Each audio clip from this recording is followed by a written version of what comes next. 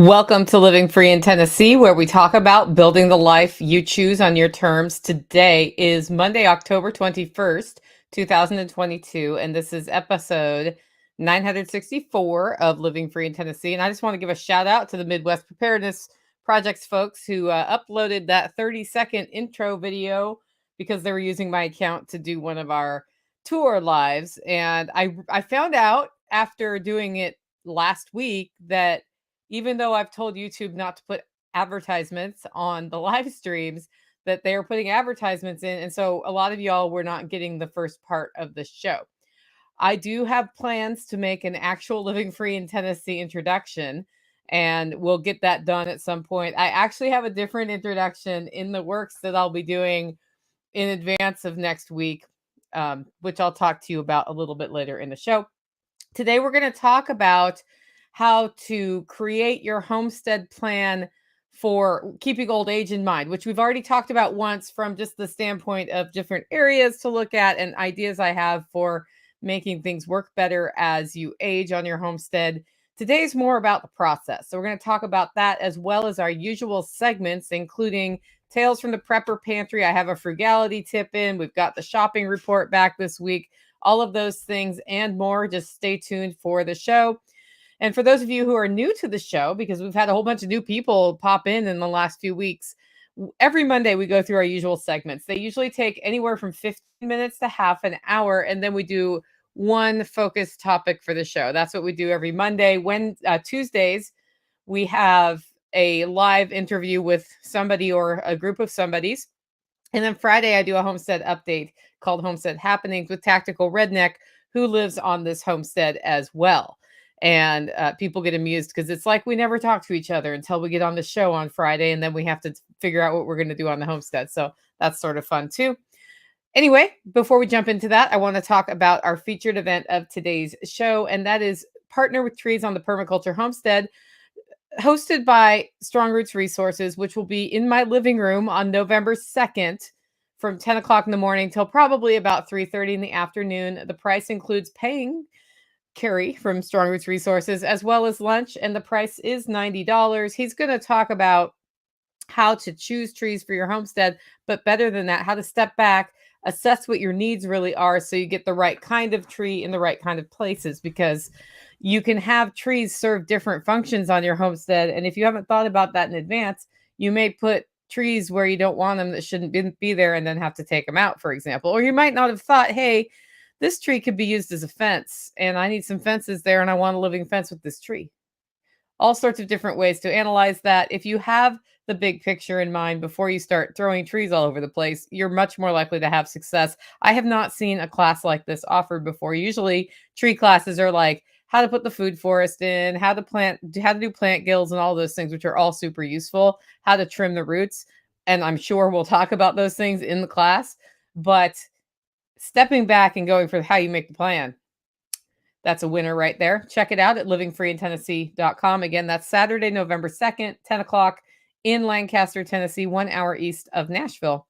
I also want to thank our two show sponsors today. The first sponsor is Agorist Tax Advice. Matthew Sursley from Agorist Tax Advice has been supporting this show almost for 2 years now. We're closing in on 2 years, which is pretty awesome. And he offers a service that's great through agoristaxadvice.com. What he does is he works with you to analyze your finances and then talk to you about different ways you can structure your business and other parts of your life so that you can take advantage of the biggest part of the tax code, which is all the exceptions to the rules. Find out more at agoristaxadvice.com, and you can schedule your consultation there. He does webinars from time to time. I haven't heard about a webinar recently, but he offers free webinars and you can learn individual pieces. He also has an email list you can sign up for where he sends emails about a specific tax write-off you may not have known about and how to track it and all of those things. One of the things I've found, because I've worked with Matthew this year, is that in order to be able to have him analyze my finances, they had to be tracked in a different way than I had been tracking them, which caused me to make some structural changes to how we do finances at the Coleslaw Industries, which is the name of my company. And the cool thing about that is my whole life got easier because I've been doing a lot of things manually that could be automated. A friend of mine who's also a CFO, offered to set everything up for me and just got it humming. I'm still learning how to use the systems that are in place, but I have much faster access to just the information I need to make good business decisions, which is totally separate from the advice I'm getting from Matthew, right? So check it out, agoristaxadvice.com. Our second sponsor of today's show is EMP Shield. EMP Shield has a device that will protect your whole house or whole car or whole camper or whole solar system from unexpected things that happen with electricity, like, oh, I don't know, a lightning bolt or a planned surge because somebody hit a telephone pole with their car. Okay, so when I give you those hypothetical examples, they're real examples. That happened to one of my rental homes where a telephone pole on the street with the transformer on it was hit by a car and knocked over. And that sent an interesting surge through the lines, and then nobody had power for a few days while they fixed it.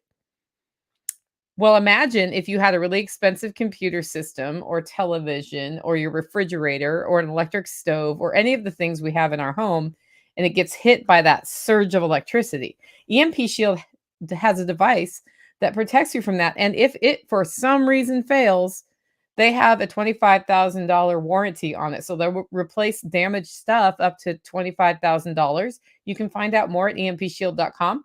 Use the coupon code LFTN for $50 off. We are putting one in Wednesday this week on the swim spa electrical service so that what if that gets hit by lightning or something, the swim spa gets replaced. Like it's a $350 to $400 insurance policy is basically what that is. Anyway, with that, it's time for our live stream discussion. We have a few live streams this week. The first one is tomorrow at 9:30 in the morning. We're talking with Kiri Torgler of Thunderhill Farms and Sean Mills from Hack My Homestead. Sean's just gotten back from helping out in North Carolina and Eastern Tennessee with all of the stuff that's happened with the flooding that followed Hurricane Helene.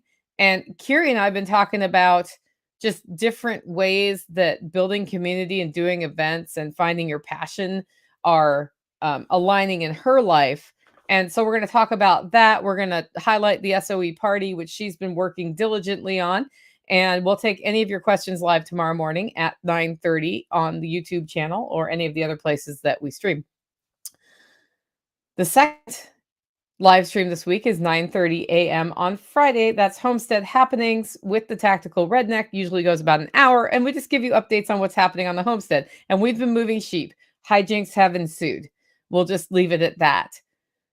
With that, it's time for our first official segment, Tales from the Prepper Pantry. This is where we talk about storing what you use and using what you store, which is how your pantry should be designed. And when you move to a homestead, what happens is you start getting a lot of things all at once at different times of year. And so eating seasonally becomes a lot easier, but also storing seasonally. And we are shifting from storage season to use it up season. I've already started hitting the canned goods recently. Like we've started using the canned green beans, which as y'all know is my mission every year is to get enough canned green beans to get through till when we have stuff coming off the garden in the spring again.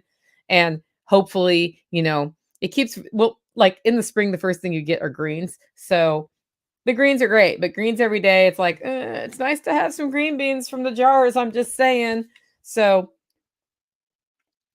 counterintuitively, we are using up things all the way right now. And I usually have a cushion of time. And the reason I'm doing that is that what we use has changed a lot in the last 5 years. And I'm really observing how fast we're going through different things because it has changed. And some things we don't use at all. So those have been, like if it's sitting there for 6 months and I'm never using it, it's started to be given away to different people who do use it. So you may have seen my post about the infamous bottle of ketchup that ended up in my pantry. I don't know how, because we don't use ketchup that isn't homemade most of the time. And so I had gotten rid of all the ketchup last April, and somehow this one thing of ketchup had come back. And so my suspicion is somebody brought it and left it here, which also happens in my pantry.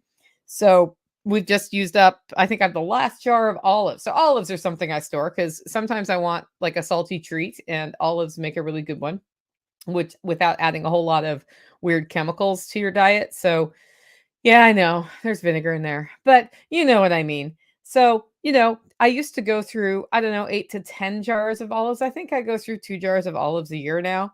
So storing 20 jars of olives would be way too many jars of olives to last a year or so.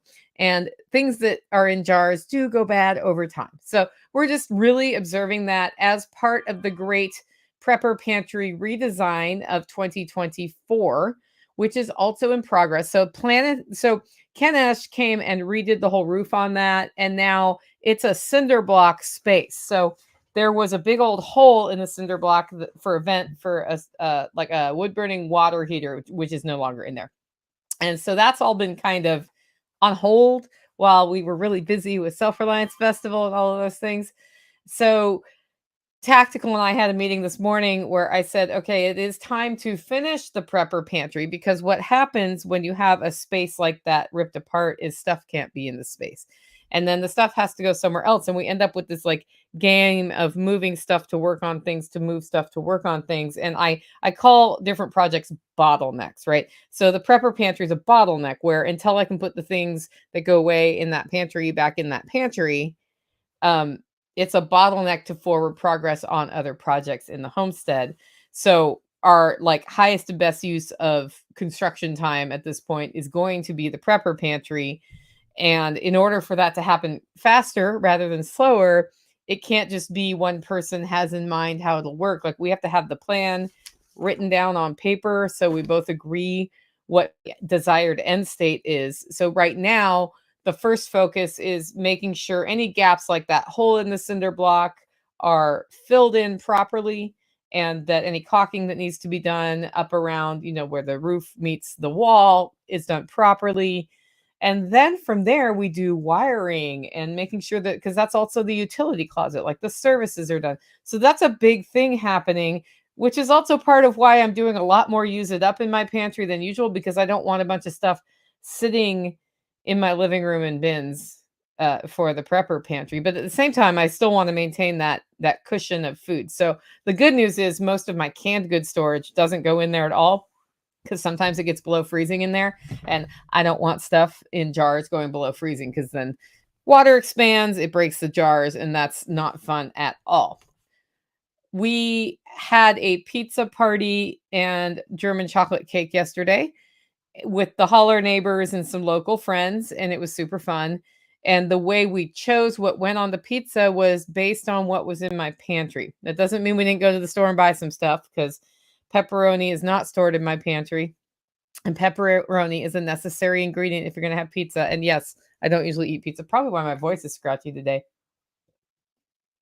Ah, water and a cough. So we looked at what we had, and I sort of had an initial list of what I thought would make good toppings. And then we made toppings based on what we had in the pantry. The Eversoles were driving past the store on their way home. So we actually bought the pizza crusts. Usually I'd make them, but we bought them because that's how we were feeling yesterday. And we made homemade sauce from the tomato sauce in jars using garlic that we grew here, basil that's still alive in the yard, and oregano that's still alive in the yard, and that was delicious. And then any of the tomatoes that have been ripening on my counter, I talked to you guys about that process last week, cut those up as possible toppings, the olives, and then we ended up using breakfast sausage with Italian seasoning in it to make Italian sausage, and cheese that I had in the freezer that was pre-shredded. We bought some more cheeses to add to it to make it more interesting, that sort of thing. It was a really fun time, and I think the most fun was that we got to assemble the pizzas together. So, people who were here when it was time to put pizzas in the oven, we had to make them. So we made them and threw them in the oven. And Tactical, of course, got the ketovore one with a ground beef crust and then all the pizza toppings on top. And he ate that whole pizza by himself. What he doesn't know is I have another secret meat crust that I made at the same time. So yeah, Haas says cauliflower crust is great. We usually, as a convenience food item, keep 2 to 4 cauliflower crust pizzas in the freezer that we get at Aldi, which has a higher carb count than I'd like, but it's easy and it's convenient and it's not that expensive. So those are all gone after Self Reliance Festival, because when I haven't been around cooking, those pizzas have a tendency to disappear. And then yesterday, when I was making the ground beef crust, I was like, well, I have enough for 2, so I can freeze one. And I have a lot of ground beef to finish using up before the next cow comes in. So we've been having meatballs and hamburgers and meatloaf and Mexican food, like taco meat and Korean beef. And I just keep finding different ways to use ground beef. And I realized I could just make a few more ground beef pizza crusts and it would probably get through just about the rest of that. We've got usually, I mean, like right about now is when we start talking about the cow, and usually second week of December we pick up cow from the butcher. So the question will become if we're getting one or two, and we went through two cows this year. Now, half of one of those cows was pretty small, but the rest of them were like full-sized cows. So that is just a point of learning for us. We will have more lamb meat this year, though, because I'm probably only selling one lamb. When I realized we're processing four lambs, I have one already sold, and usually I would want three to four for us for the year.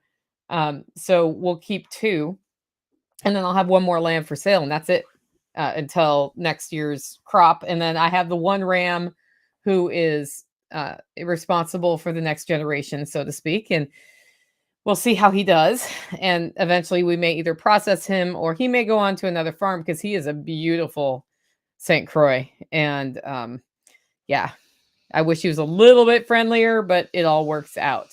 Um, it is time to really can the rest of the tomatoes. Mom and I thought we would get the rest of the tomatoes, which I just put in the freezer so that I could can them when it was colder. It's time to can those, and we still haven't, and hopefully that will be done before the end of October because I want room in the freezer. I talked to you about how it's like use it up time for the freezer, but I mean for the pantry, it's fill it up time for the freezer because as the weather gets colder, then when you process animals, it's colder outside and it's easier to do. So like usually this time of year, it's like the cow, the sheep, the deer, those are all getting processed. We're going to have rabbits to process in another 6 weeks or so. So those things start going into the freezer and filling it up. So it's kind of like two different purposes, but the stuff from the garden had to be dried and canned and all of those things.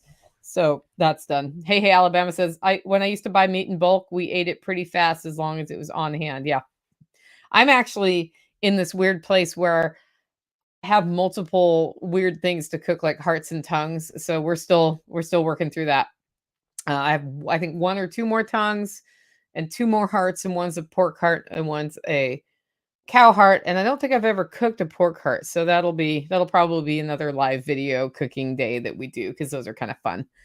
Anyway, I'm also re-upping my Harvest Right repair projects. I think the heating element's out. They've had me troubleshooting different things to assess whether it's the heating element or the computer. And I just told them, like, with Self-Reliance Festival coming and all the other stuff going on, I can't responsibly do all this troubleshooting while also doing all my other things. And they said, well, we're going to just mark your ticket as complete, but let us know when you want to open it again. So I'll be reaching out to them on that after I do my next two troubleshooting things. I think we're down to the final answer on that. And then I'm excited to get the freeze dryer back up and freeze drying, especially this time of year, because it puts heat out. And in my house, I heat with wood. But the other thing that happens at this time of year is it's like not quite cold enough to have a wood fire, or you let it go out every day and then you have to restart it, which is not a big deal. But if you have something like tomatoes to can, that puts heat in the air and then you don't have to run the wood stove. Or if you have a freeze dryer running, that puts heat in the air so you don't have to run the wood stove. So you start function stacking some of those things, and that kind of it reduces the need for fires, and that's a good use of energy on the homestead for sure. The weekly shopping report is back from Joe. He is posting these over on Discord. And if you want to connect with us on Discord and you're on the Monday mail, I believe there's a link in that tells you how to connect with us on Discord.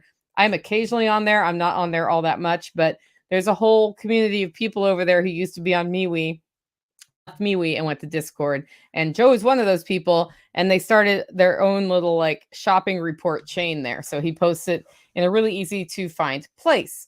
So here's what he has to say. The Dollar Tree stock is good in all areas, including plastics. They also have toilet paper and paper towels. And for those of you who haven't been paying attention, toilet paper and paper towels apparently went on the skinny list again because people freaked out because the ports were closing. And somehow the ports closing means you don't get to wipe your bottom with toilet paper. I don't know. I am supposed to pick toilet paper up as part of my restock plan for the fall because I buy a cube of that stuff at a time and then, replenish it every so often. And I'm wondering if I'll even get it in my order. That's the $1,000,000 question today. But if I don't, whatever, not a big deal. We have plenty of TP here. And there's so many other things you can do if you're ever in an actual situation where you can't find toilet paper. But that's a different topic for a different show. Home Depot, a 2x4x8 is unchanged in price from last week at $385. Quickly looking at some tools, they've reduced the quantities of a lot of other brands like Klein in favor of Milwaukee, but pegboards were full. At Aldi, once again, they had almost no wet cat food, just individual small peel cups. There were some price decreases this week. Staple prices were as follows: eggs, $2.15, which is down. Whole milk, $2.88, heavy cream, $5.39, orange juice, $3.45, butter, $3.99, bacon, $3.99, potatoes, $3.99, which is down, sugar, $2.99, flour, $2.35, 80% lean ground beef was $4.49. They again have a small amount of TP in stock. Apparently TP's been a big deal, guys. And a gallon of untainted, that means ethanol-free gasoline, remains at $3.59.9. And that gas price has been like right at that level for a long time, like maybe the whole year. Maybe the whole year.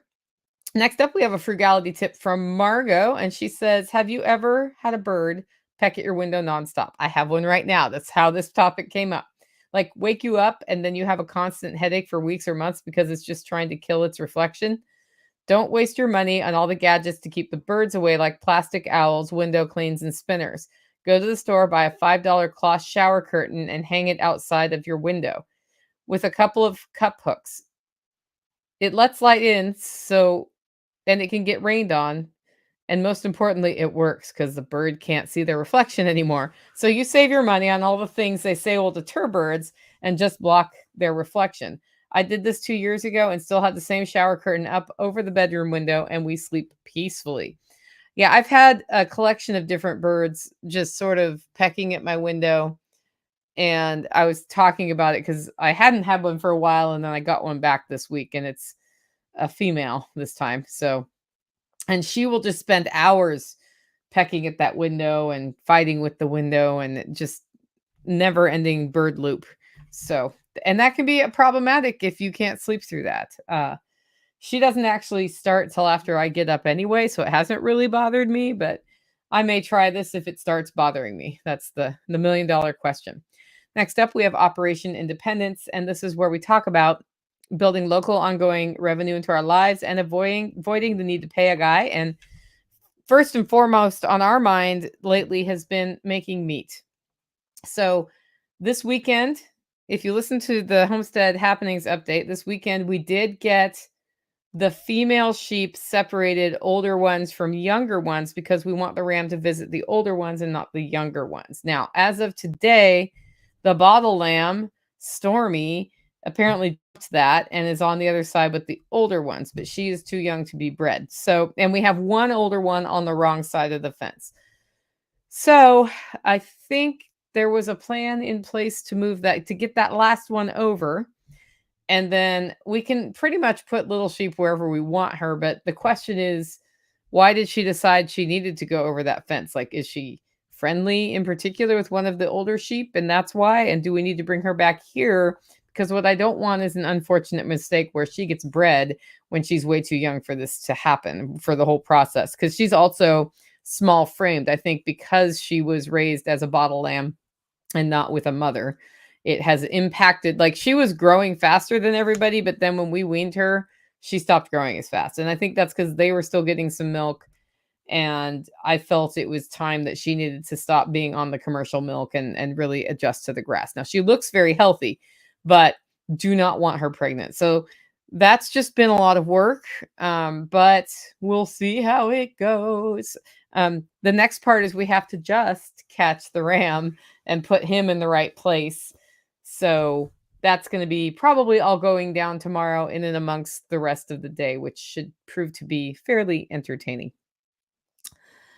The other meat we are creating is bunny meat. So the new bunny has visited her paramour this week, and there was supposed to be a second one. I have one white rabbit that did not give birth last time, and I thought she was in the cage with a male, but she was not. So I think I miscommunicated about with Tactical about that because he told me she was in there, and I looked outside and I'm like, she's not in there. So he's already taken her out, but didn't take the other one out, or she didn't go over there. And that's something I will follow up on. So we have a calendar where I track all of this, and the one who just had babies, it's almost time to wean the babies, and then I give her a few weeks off, and then we'll put her back in with the bucks and just start making as many bunnies as we can this winter because they do better reproducing here in the winter than the summer. It gets too hot in the summer for it. So right now is when we put rabbits in the freezer, as I said. And rabbits are so easy to make happen. It's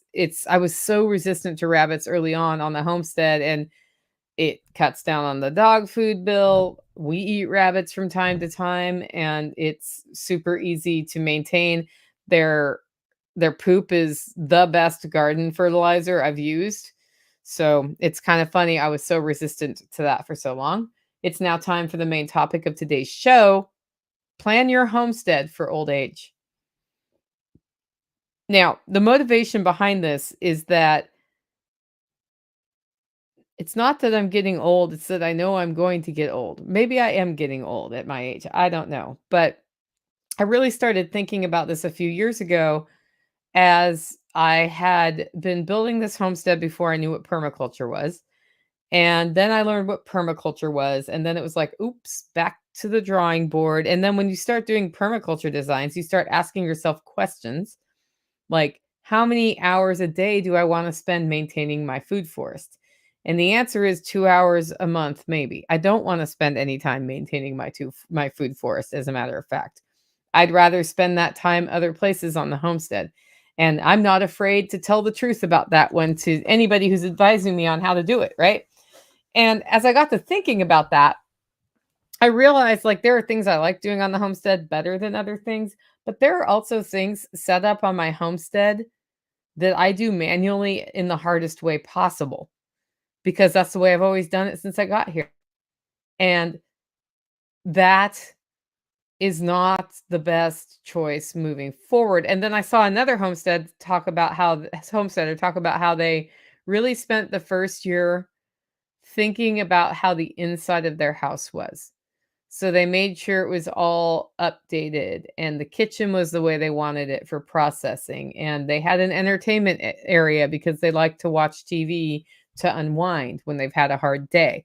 And they made sure that, they had access to the shower easily from outside, and a whole bunch of they just thought they really spent that year thinking like, how should the house be? Like the inside of the house. And most homesteaders get to the homestead and they're like, how many animals can I raise this year? And then they don't have infrastructure. They put the animals out and then they build things to deal with that. And they they end up in a situation where things are not ideal. And then as they get older, well, two things happen. One, they can't ever leave. They cannot ever leave. And that's a problem unless somebody else is there. And then as they get older, it becomes something they can't maintain, and then it either goes to disrepair or they have to leave. And there's no reason that we should have to do that. You can set up your homestead to be easier to maintain. And I got to thinking, I've been thinking about this sort of design for a long time because John Moody wrote a book, The Frugal Homesteader, and it wasn't about like how to spend more money per se, but it was also about being frugal with your time. And as a result of that, we completely changed how we organize food here so that a person can go through and do all the animals in 15 minutes. It's actually longer than that since we've added the sheep, but basically, mostly you can do it in 15 minutes, and the sheep could be changed and set up differently so that's possible. The problem with the sheep is no water infrastructure.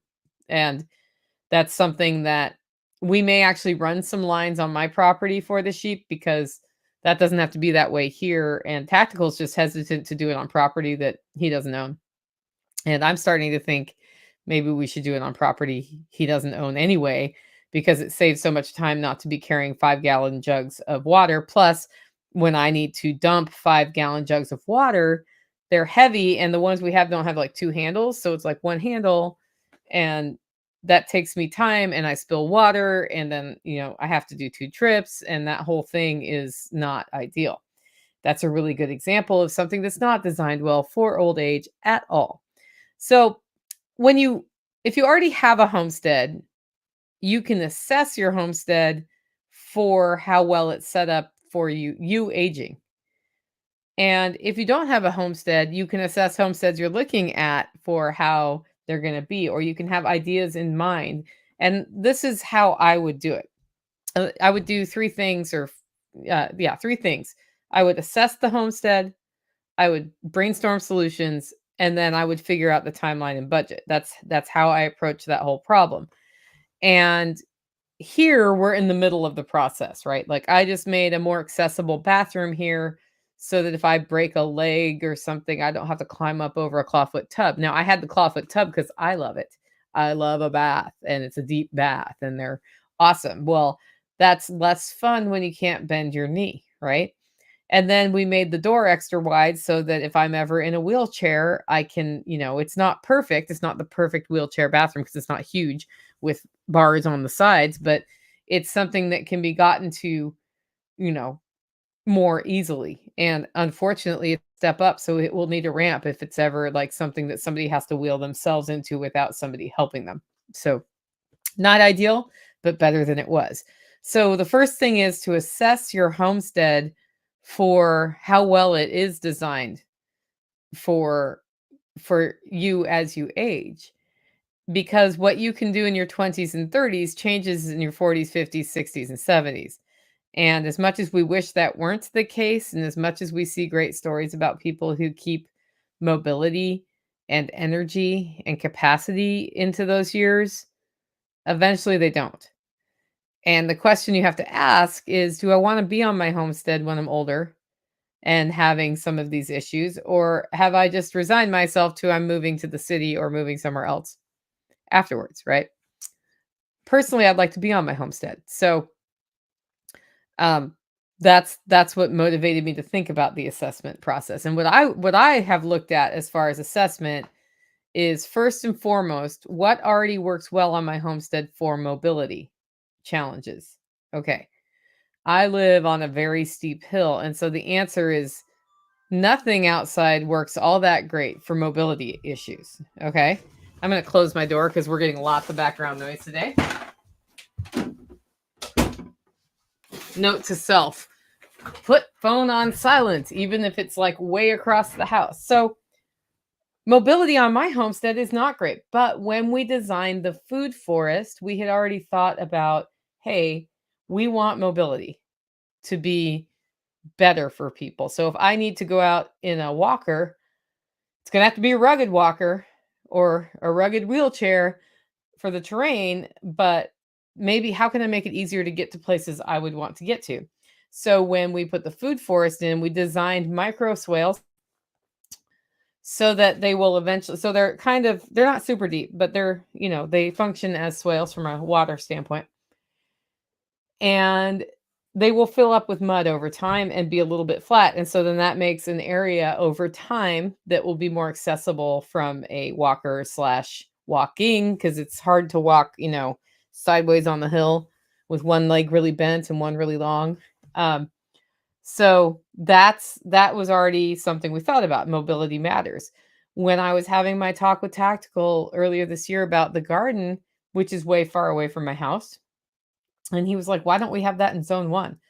It's because it was always somewhere else when I moved in. That's why. That's not a good reason, but that's why. And I've always had it there for 17 years, and it's dumb, and I have to force myself to go up there.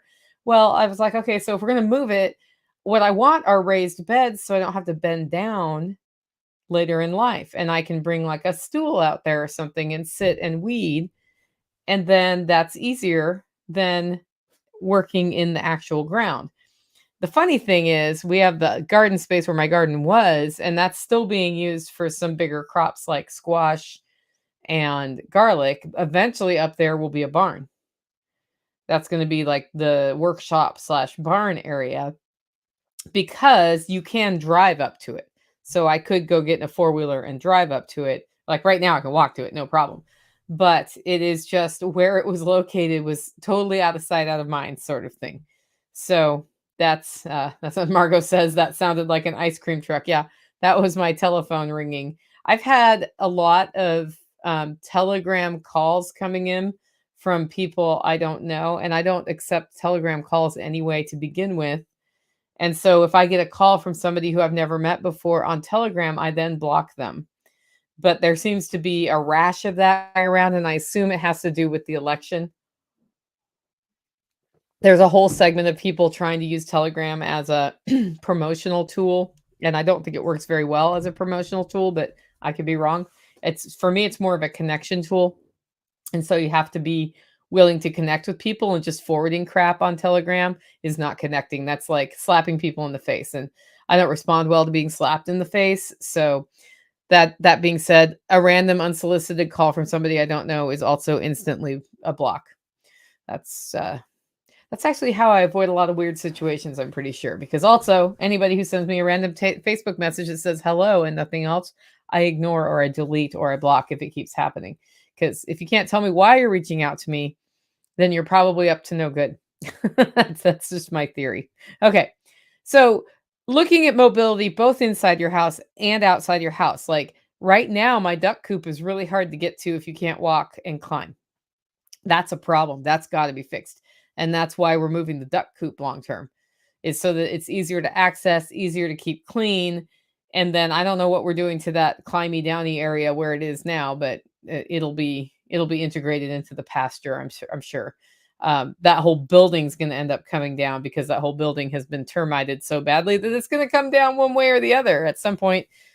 With our help, it'll happen, but who knows?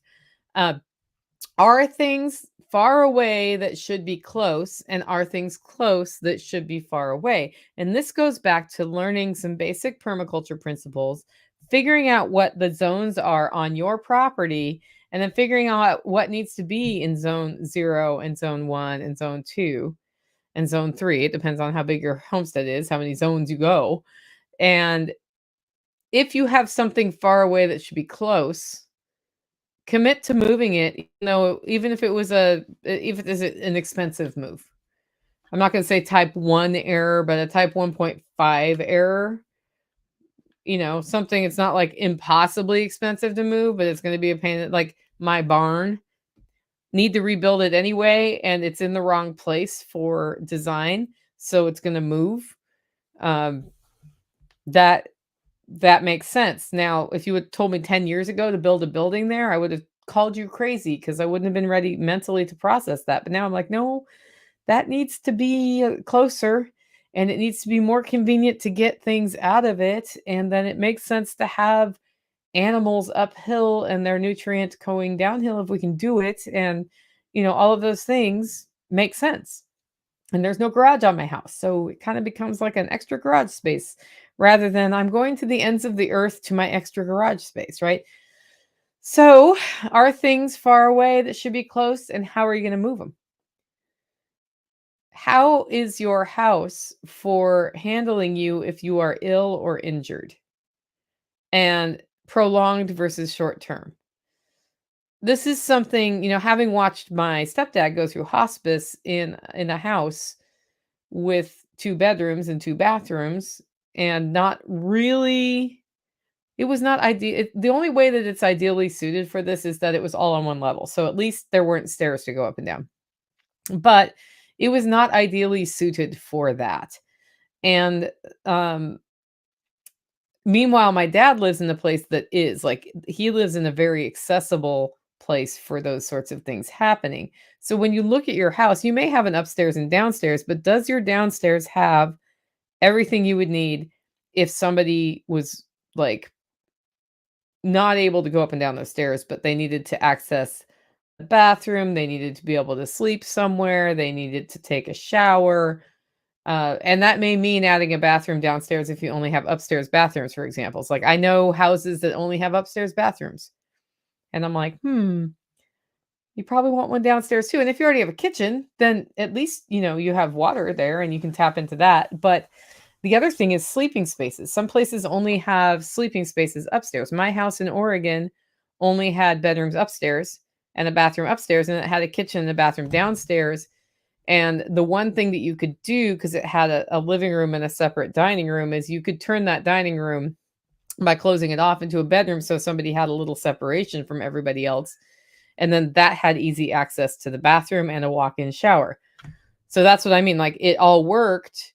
It didn't have to function as a bedroom at that time, but there was a plan in place. Like if we have an injury, then I don't have to go up 2 flights of stairs to get to the bedroom every night when I'm, at that point, I'm going to need the little elevator up the stairs. You know what I mean?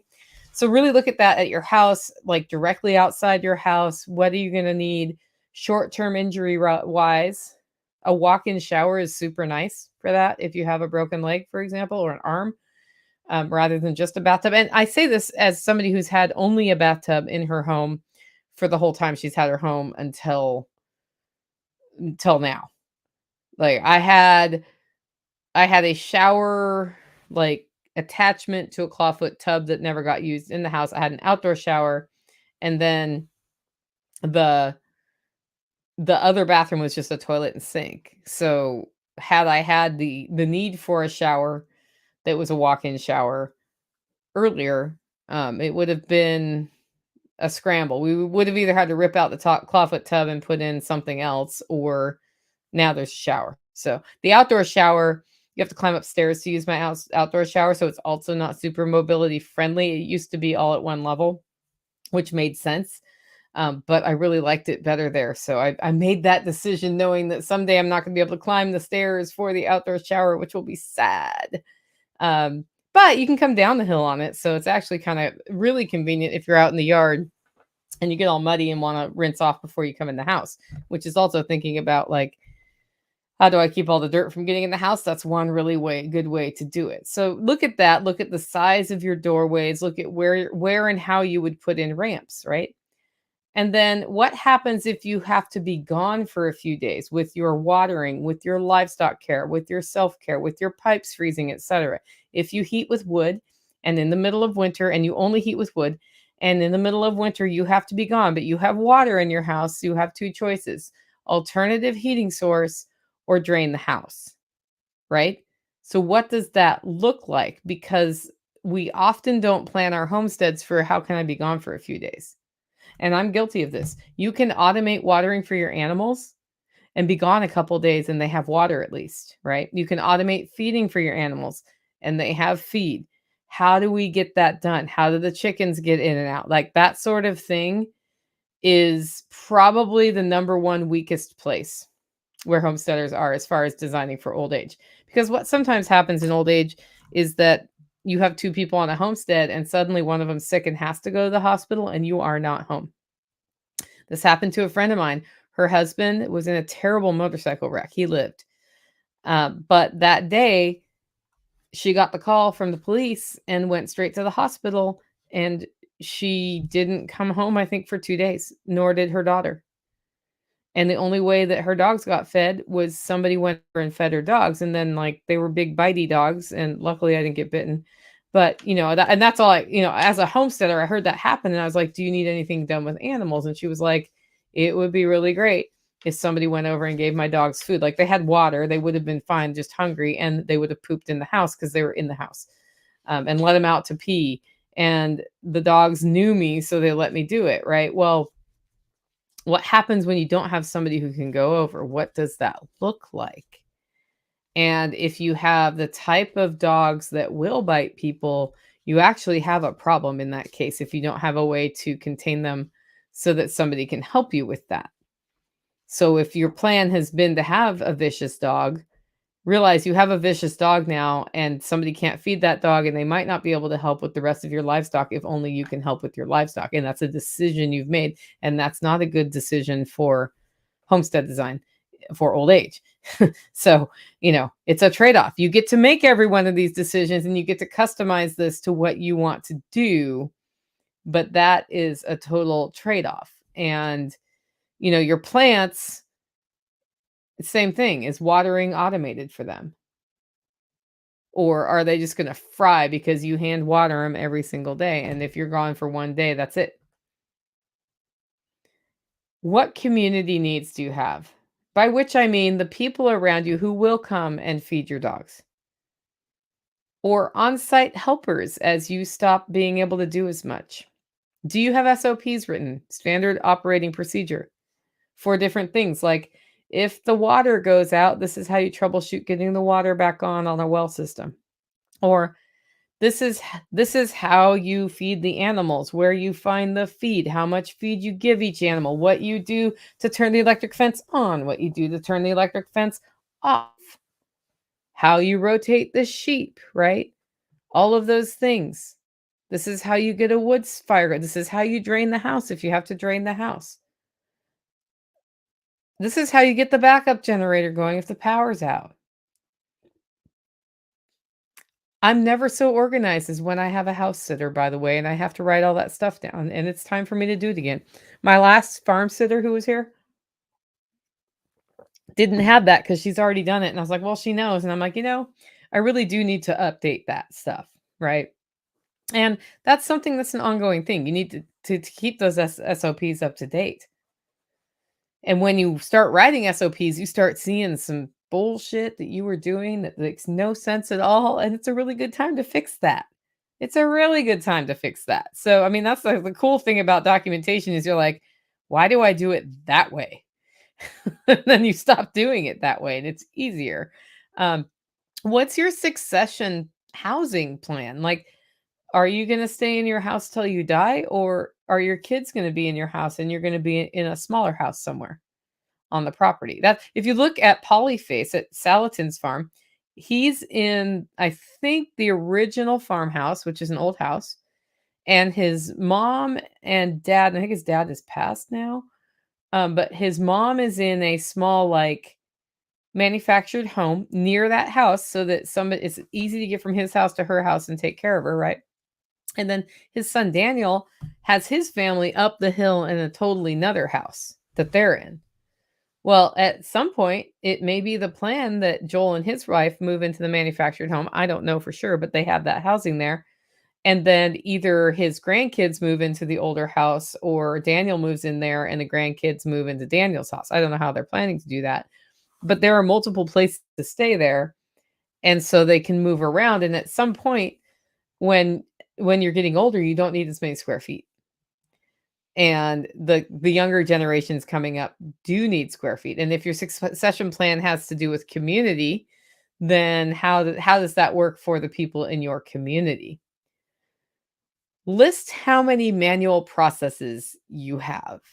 Everything you must do manually, list it. We string fence manually. We put in step-in posts manually. We herc feed around into different places manually. We bring water to sheep manually, right? It's all manual. We were up until a week ago, we were watering I'm moving my garden because I talk about it every week. I have my first raised bed all up and running. It's planted. I put more plants in it yesterday. It's gone through its first freeze with row cover. That's not ideal, but not ideal. That's a double negative. I don't know what to do with that exactly. And I was manually watering that. It was like either a sprinkler or by hand. That's a manual process. Every time you have to manually water things, that is a process. I manually feed the fish in my aquaponics system. I built an automated water for it that is not on a timer yet and won't be for the winter because freezing. But right now, I can just go turn the hose on, set a timer for 15 minutes, and I have a timer that can go inline and just do it for 15 minutes, or I can do it for 15 minutes. But the whole point of doing that is to not have to manually water those. And every raised bed that goes in my garden, that is all being done in raised beds for the kitchen garden, is going to have one of those waterers. And I just did the prototype this last week. I had the parts for it before Self-Reliance Festival. I was hoping to have that up and running for the farm sitter, but uh, then I quickly realized I had a lot of stuff to do, and I decided it was an after SRF project, and now it is an after SRF project that is completed. So it's pretty cool. But yeah, list your manual processes, because when you list them, you will then identify things that do not need to be manual anymore. And sometimes we just do things because we like to work hard. I don't even know. What does it cost to maintain your homestead with you doing all the work? This is something we as homesteaders don't talk about a lot. And that's like, how much are you spending on feed? Where are you getting the feed? How are you getting the feed? How much gas are you spending to get the feed? Right? And what other things like that are you spending money on that you're like, wow, I'm living so cheaply, but my chickens cost $700 a month, and that's really expensive for eggs, or whatever it is. When you start looking at those things, very eye opening. Like, my sheep create from grass meat, right? Super good profit margin, right? No, no, no, no, no, no, no, no, no, no, no. No, they get hay that has to be purchased. Could I produce hay on the property? Sure, but then I have to pay the hay guy, or I'd have to get the equipment to do the hay, and I have found it easier just to buy the hay. They eat. We have Timothy grass pellets. We give them as sheep treats that they really like. We do some minerals for them to keep their immune system strong, right? Like, all that stuff adds up. We buy fencing. We buy electric wire. We pay for the electricity for the electric fencing. We have different bowls and different things that they're used for watering them. We've made several shelters over the year. We maintain 2 protection dogs, livestock guardian dogs, so the coyotes don't eat them. Those dogs eat dog food, and they eat rabbits. That's why we're one of the reasons we're producing rabbits, right? So, what does it cost really to maintain your homestead, right? And what does that look like if you outsource help on different things? For example, do you have lawn care? If you have lawn care that you're doing now, how much is that going to be when you outsource that? Or if you're cutting your own firewood, what does it cost to buy your firewood when that time comes? All of those things. As you look at your lifestyle, which of those things do you think you'll keep doing, and which of those things do you think you'll start outsourcing? And then what does that look like budgetarily in your future? And are you ready to handle that? What happens with the land, the pets, and the livestock when you die? Because if there's no plan for that and you die, and you have, right now we have like 18 sheep, we have 2 goats, we have 40 ducks, we have 4 chickens, 5 chickens. There are 3 dogs on the property. There are 4 cats on the property. And there's a bunch of rabbits. I don't know the precise number right now because, rabbits. So with all of that, if everybody died tomorrow on this homestead, those animals would be SOL. We would have to find homes for the dogs, the cats, the sheep would need to go somewhere. And that could look like they all go to auction and get sold. It could look like they go to the slaughterhouse. For your pets, it could look like they go to shelters that are kill shelters and get put down. So what happens with that? And what happens with your homestead land? Like, you've put so much time into building your homestead. Who's going to take it over? Are your kids going to take it over? Or is there something else you want done with it? Or do you not care? You don't have to care. But those are things to think about as you're designing your homestead for old age, because as you get up in years, you might consider how many dang cats you have, because every one of those needs to go somewhere when you die. If you die before your cats die, or whatever it is, your pets, right? So having 25 pet dogs is a lot harder to deal with if you die than having one. Things to think about as you assess your homestead. And then, how far are medical services, and how ready are you to wait for those medical services? By which I mean, if I need to go to the emergency room, I know that I can get there in 25 to 35 minutes to the hospital that's worth a crap. In 15 to 20 minutes, I can get to the one that's not that great, but they're really good at some things. Like, if I have a heart attack, that's the one to go to because it's closest. And they're pretty good at stabilizing people who have heart problems and sending them to a different hospital. That's what they do. That's like their thing. Pretty good at stitching tactical's hands up too. But that's not where I want to go with a broken leg, or like any of the other stuff that can happen. And sometimes they're not great. And I know this because I've been to the different hospitals in the area. So, what does that mean? That means I have to be willing to risk that whatever I have is not manageable in that time period and I die because services are that far away, right? In cities, it's usually more like 5 minutes. When I lived in the city, it would have been 5 minutes from my house to the hospital. With the ambulance here, you can meet the ambulance, and then it reduces how much time it takes for them to get all the way across the county to your house. That's a thing.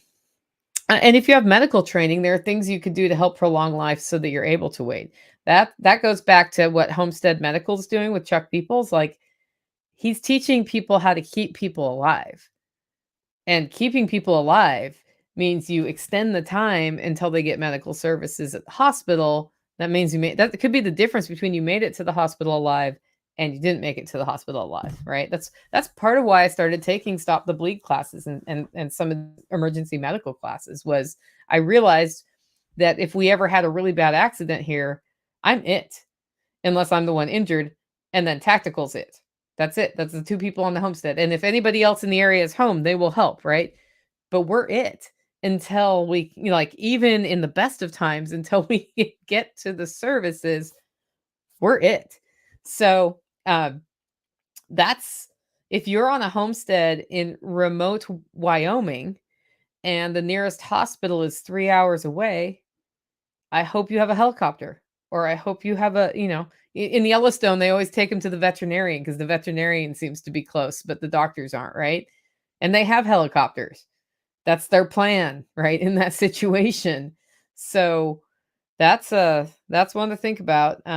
And it also may make you think about where you locate your homestead. Do you need to choose a location that's closer to medical services? I don't know. A lot of people have lived and died rurally for many years. Again, decisions you make. So those are all the things I would assess about my homestead before I start worrying what the plan is. I just want to gather the data so I know the weaknesses and the strengths of what's going on. And I've started thinking about what's important to me as I age and what isn't. And at that point, I'll know if my plan is actually I'm just going to move to an old folks community, or I'm going to move in with my kids somewhere, or whatever. You start seeing what the plan is, but you also start seeing ways that you're wasting your time and your efforts that could be made easier for you to do as you age, but also easier for you to do now. And then your next phase is to brainstorm solutions and changes you're going to make. So this is where you brainstorm ideas and then you choose what it's going to be. And I made an acronym ARP, but it's not the ARP you're thinking of. It's ARRRP. And it just turned out that way. And I had to laugh when it happened. So automations. To the extent that you can do automations on your homestead that make sense, that work consistently, the more automations you do, the more friendly your homestead is to unpredictable things that happen as we age. So that's kind of cool, right? So that could mean automated watering, feeding. It could mean like my freezers yell at me when they go above temperature, and then I make phone calls. Um, it could mean almost anything automated. Chickens in and out of their coops. I bet we could figure out how to rotate the sheep automatically. I bet there's a way to do that, right? There's a way to feed your dogs automatically. There's a way to feed your fish automatically. There's a way to water your plants automatically. We're getting into a world where you can harvest plants automatically. There's all sorts of different things you can do with design with some automation that makes things a lot easier. That's part of why I have an aquaponics system, right? It's basically automated watering and fertilizing for my plants. And for that, I have to feed fish. And every so often something breaks and I have to fix the thing. But the easiest vegetables I grow on this property come out of the aquaponics system right now. And we're trying to get that for the raised beds because I like easy. Easy means I get to do things I want to do more. And then the second one is R, relocations. That means relocating the things that are far away to be close, and the things that should be far away back over far away if they're close. That can be in your house. That can be outside of your house, but super simple, right? Just list them. Brainstorm solutions for getting it done if it's something crazy like your stupid barn is in the wrong place, which mine was for 17 years. The solution was given to me in the form of termite damage, right? The building, which was built in like 1970, is done. And my choice is to put about as much money as I would put in a new building into the old building to keep the old building up when it's in the wrong place. So I'm just going to build a new building long term. That's the plan. Renovations. Renovations inside your house, renovations of the land around you. This can mean some shaping of your land to make it easier to get to. It can mean building that accessible shower. It can mean making wider doors. It can be making it easy to convert a room in your house into a bedroom if needs be on the first level. It can mean changing how your barn is set up so that somebody with a wheelchair can go in and take care of things. Because you know what? Somebody with a wheelchair can go in and take care of things if you're set up right. And those kinds of renovations, you brainstorm them all out, you figure out what they're going to be, and then you do your next step with them, which is timeline and budget. But we have two more categories. The next R is relationships. This is the community piece. I don't believe that homesteaders should be alone. We should band together. There's no reason not to. And the more of us who are near each other and care about each other and are willing to pitch in, the longer we can all stay on our homesteads. That's just how it works. And you never know when you need that helping hand, right? You never know. Like my concrete pad would have been a lot harder to do had my neighbor with the tractor not come over and moved gravel around for us, right? Like that's super helpful. And that's because we have a relationship where we actually like each other. So, does anybody know the website she mentioned? I don't know which website that is, so have to go back to I think that was a long time ago probably. Yeah, relationships matter and investing in relationships matter, and that means stop working all the time and start working on have the pizza party. Sometimes you just got to have the pizza party. I don't even eat pizza and I had a pizza party and I ate pizza. It was delicious. So, and then the last one is P for permaculture. The permaculture design system is set up to help you make your homestead make more sense in old age, especially if you know that's one of your goals as you're making the plan, right? So you can, by evaluating things in the zones and by figuring out how to function stack and by being truthful about how much time you want to spend maintaining things, have one thing feed another, so it just works more easily. So that's your brain, the categories that you look for solutions and changes. And then based on that brainstorm list, you've got to prioritize what you really think needs to happen as part of your plan for your homestead. And that's when we get into timeline and budget. So you prioritize which projects are most important. And for me, one that hit the priority list this year has nothing to do with automating water or moving sheep or moving my garden. And it's the installation of a swim spa. What? What's that have to do with homesteading, Nicole? It has a lot to do with homesteading. Therapeutic exercise helps keep your body running longer. And I didn't even realize what I was doing when I did this, but my mom needs to get knee replacement done, and she'll be rebuilding muscle after that, right? And she'll be doing that at her home. And then eventually she's going to come visit me a few months after that's happened. And guess what? Guess what? I have a swim spa so she can do some resistance walking in water, which is a great way to rehabilitate injuries like that. That wasn't part of my plan. I just did it for my own future mobility because I know the more work I do now, the better off I am or the longer I go into old age with mobility. So, likewise, setting up things so that we're less likely to hurt ourselves, right, is also an important piece of mobility into your old age. Like the less you break bones, the better off your old age will be because you don't have those old breaks coming back to hurt you. So, Etzaleo says, you don't eat pizza? I feel you. I'm Italian and don't eat it either. Yeah, so mostly I'm carnivore keto. I usually just eat vegetables and meat, but, you know, it was my birthday last week, so I was like, "We're gonna have pizza, we're gonna have cake, and then I'm gonna go on with my life and go back to being keto." That's just the way. Mom, in fact, mom put. So I have this whole cake just to do go on a bunny trail aside, side quest, as Kiri would say. I made this cake thinking all these people are coming over, the cake will be gone. Like a third of the cake got eaten yesterday, and every time I opened the fridge this morning, I was like, "There's a giant cake in there," and then I opened it, and it was like the cake was gone. Mama Sauce was in the house, and she cut it up into pieces and froze it for future visits that she'll be here. And I was like, "Okay." She's like, "Or you can give it to your chickens." I'm like, "Yeah." What I don't need to do is eat the whole cake.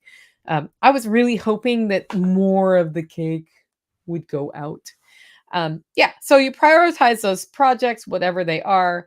Assess before you begin working on them what it's really going to take to do it. So you'll be like, these 10 things, if I change these 10 things on my homestead, will make everything better. It could be automated watering and running water to livestock. It could be finding a better way to automate the fence changes or the moving of the sheep. It could be we no longer want to have chickens because they're a pain in the butt anyway, so why work on that? It could be moving the garden. It could be wider doorways. It could be having an immediate area outside your house where you have a kitchen garden that can be maintained and it's a kind of a cool hangout spot at the same time. So you're growing vegetables, but you also have this cool hangout. Like it could be any number of things, some of them more fun than others, and then assess what each one of those takes. For me, this has looked a lot like what part of my house requires manual intervention to keep from dying, freezing, getting wet, rotting, falling apart, um, because I heat with wood in the winter and because I have water that my water system is not city water, so I have to keep the water system going. And how can I make that so it requires less and less human interaction? And some of that has meant new roofs and new joists and different insulation and different designs on the pump house and all of these things. They're big projects and you have to know all the steps before you start. I had that conversation this morning. I'm like, the prepper pantry needs to be at this end state for us to be able to use the prepper pantry for its intended purpose, which is a utility closet and a place where I store things. Okay. Some of which are paper goods and some of which are food goods, which means it has to be done to the point where mice can't get in from outside because exclusion is the best cure for a mouse problem. It's not cats. It's just keeping them out to begin with, right? So once you have all of those, you can look and say, okay, what's a reasonable timeline for getting this done? So you don't drive yourself crazy trying to do everything at one time, like I usually do. But also so you have a better grasp on what each one's costs, because the cost piece will come into it as you're making these kinds of changes on your homestead. Is it really worth the money for that thing, or would I rather put it over? Can I knock out 9 of the 10 for the same amount as that one? And do I just want to do that so they're all done? And then I'll do the one, right? That could be an approach it. Or you might do it the other way. I'm going to get the big expensive one done and then it's all cruising from here. And then you want to compare, like, it costs this much, it makes this much of a difference. And if it's a huge difference for a little amount of money, you might as well just get that one done right away because it'll make your life easy now. And making your life easy now is great. You don't have to wait till old age to be ready for, to have an easier homestead. You want an easier homestead now. Then you do one step at a time. This kind of goes back to my 3 things thing, right? Enjoy the journey. That's the point of a homestead. It's a project that is always developing. And as your interests and priorities change, it's going to change to some extent. So enjoy that part of it. Don't feel like you have to work towards this ideal you set up 20 years ago for your homestead that you no longer care about. That would be me, right? The homestead I wanted 20 years ago is not the homestead I have now. And the homestead I wanted 20 years ago is also not the homestead I want now. So that's a big difference, right? I wanted something that was feeding lots and lots of people. And now I'm like, we could pull back on that and I'd be okay. In fact, we also don't eat as much as we used to eat. So we don't even need as much as we used to need, right? So those things happen over time. And then just be ready to let some things go. Part of being on a homestead when you age is that you may choose not to do some things anymore. And that could be anything from this year, we all gave up on our gardens because they sucked, which is kind of a joke I have with my friend, my gardening friend, Carly. I was like, how's your garden? She's like, yeah, no, not there. Like, my fall garden is small and it's doing fine. But because I was gone for most of the summer on and off, my garden did not get the weeding it needed to get, and it didn't get the watering attention, even with automated watering, that it needed to get. And then we had a hard year for pest pressure. Those 3 things made my garden give me some food, but not very much food compared to usual. And at some point, I identified that I had to let that go so that I could prioritize other things. And the other things I prioritized was, to the extent I could, I was helping tactical with sheep matters and other things, because long term, that's part of the long term food plan. And that was more critical than my green beans dying, right? Sheep dying hurts more than green beans dying. So I just had to let it go. And if I were to get, 20 years from now, I may not want to be running sheep anymore up and down steep hills. Like right now, it's okay. And it takes work, but it's okay. Might have to let your housing go. Like, you've built your perfect house. It's huge. It's 4,000 square feet. You're one person. Why are you in a 4,000 square foot home? It's time for you to move out and let your kids take over that house, right? So your housing, like, I've got a camper here where somebody can stay and help on the homestead. That might be where I stay one day. Who knows? It's a lot less space, right? But there you go. Margot says, I bought a brand new raised bed, planted seeds for the fall garden. Hurricane flipped it over like a champ. Now I walk by and say, I need to clean that up. Yeah, sometimes you got to let it go. And eventually Margot will clean that up, and I'm sure it will be growing food for her at some point. Just, you can't help that the wind flipped it over. That is what it is. Trade skills for food.